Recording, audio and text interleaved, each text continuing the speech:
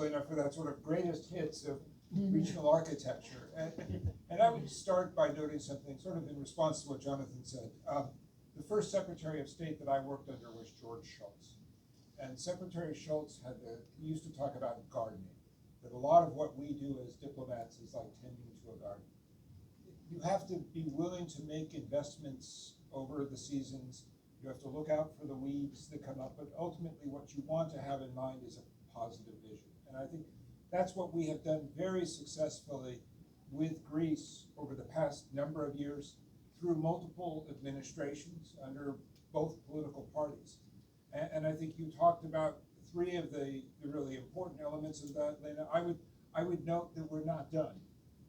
So for instance, it was a great source of satisfaction for me last fall to be in Bucharest for the 3Cs Summit, where Greece was formally admitted as a member of the 3Cs grouping. And what was really striking to me listening to President Ioannis of Romania and all the heads of state who were there was how all of them basically said, well, of course Greece is part of this organization. It's always been part of this organization. But it actually took the United States to come in and provide a little bit of behind-the-scenes encouragement and make the strategic rationale.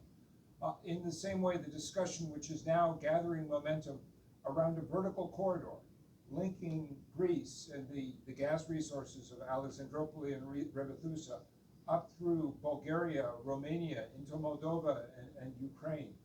A very powerful complement and specific example of how we translate that larger 3Cs vision into new architectures of cooperation that in this case will be helpful both to accelerating the phase out of coal in Central Europe and the Western Balkans, which is a critical test of our energy transition policy, but also in helping to remove gas and energy as one of the principal weapons in Vladimir Putin's malign influence toolkit. So a very significant accomplishment. And in this regard, I had the opportunity this morning to sit down with the PPC CEO, George Stathis, who's been sitting in the back of the room there. It was enormously encouraging to hear how successful PPC has been in their corporate transformation, but the new stakes that PPC is making in Romania, the work that it's doing to accelerate renewables phase-in across Greece, but also across the wider region. And I think I'm not going to deny for a second all of the challenges and the uncertainties that people up on this stage have characterized. But I think when you're faced with those kind of uncertainties, I would say as a diplomatic practitioner, what you really want is friends. And that's where the relationship with Greece is so important, because it's an unshakable friendship that has survived through transitions in government and severe crises of democracy in both countries, I would point out.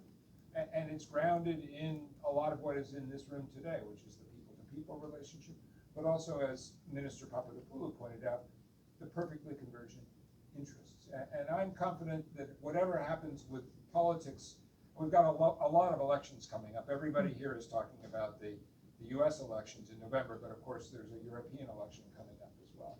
But I'm very confident that no matter what happens in those elections, we're going to continue to see this further development of the alliance between our two countries and the benefits that that provides as Greece itself develops a more ambitious vision of its strategic role, stretching up into Eastern Europe and far into the Gulf, and hopefully after Prime Minister Mitsotakis' visit into the Indian Ocean as well.